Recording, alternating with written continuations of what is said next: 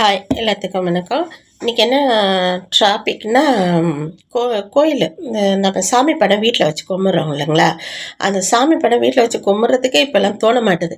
ஏன்னா முன்னெல்லாம் யாருன்னு தெரியாமல் நமக்கு ட்ராயிங்கில் வரைஞ்சி அழகாக கொடுப்பாங்க. அப்போ அது சாமின்னு நம்ம வீட்டில் படமாக வச்சு கும்பிட்றோம். ஆனால் இப்போ அப்படி கிடையாது.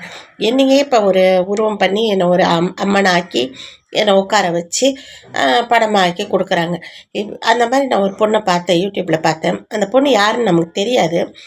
நான் சொல்கிறேன்னு தப்பாக எடுத்துக்காதீங்க. அந்த பொண்ணு இப்போ அவங்க வீட்டுக்காரர் இல்லாத ஒரு பொண்ணு. அதுக்கு மஞ்சள் குங்குமம் எல்லாம் வச்சு பூவெல்லாம் வச்சு அலங்காரம் பண்ணி அதை ஒரு அம்மனை ஆக்கி அதை நம்ம ஃபோட்டோ ஸ்டுடியோ இப்போ தான் ஃபோட்டோ எடுக்கிறாங்களே எடுத்து அதை அம்மனை ஆக்கி கொடுக்குறாங்க.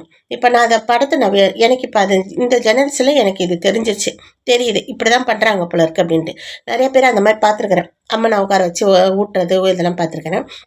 இப்போ எனக்கு அது தெரிஞ்சிருக்கு. ஓகே, அடுத்த ஜெனரேஷனுக்கு தெரியாது. அப்போ அந்த பொண்ணை தான் படமாக வச்சு அம்மன் சாமி நினச்சி கும்பிடுவோம். வீட்டில் படத்தை வாங்கிட்டு போய் வச்சு கும்பிடுவோம். அந்த மாதிரி செய்யாதீங்க. எவ்வளோ பேர் அந்த சாமி நம்பிக்கையில் நாங்கள் கும்பிட்டுக்கிட்டு வந்துக்கிட்டு இருக்கிறோம். நீங்கள் இந்த மாதிரி போட்டிங்கன்னா அப்போ எங்களுக்கு சாமி கும்பிட ஒரு இதே இல்லாமல் போயிடும். கடவுள் இருக்கா இல்லையான்ற மாதிரி கொண்டு வரீங்க நீங்கள். இப்போது அந்த மாதிரி பண்ணாதீங்க. எனக்கு இப்போ என்ன தோணுதுன்னா, பேசாமல் நம்ம அந்த காலத்தில் செங்கல் அழகாக வச்சு முனீஸ்வரனை அவருக்கு துணி சுற்றி கும்பிட்டாங்க. பேசாமல் நான் அதான் பண்ண போகிறேன்.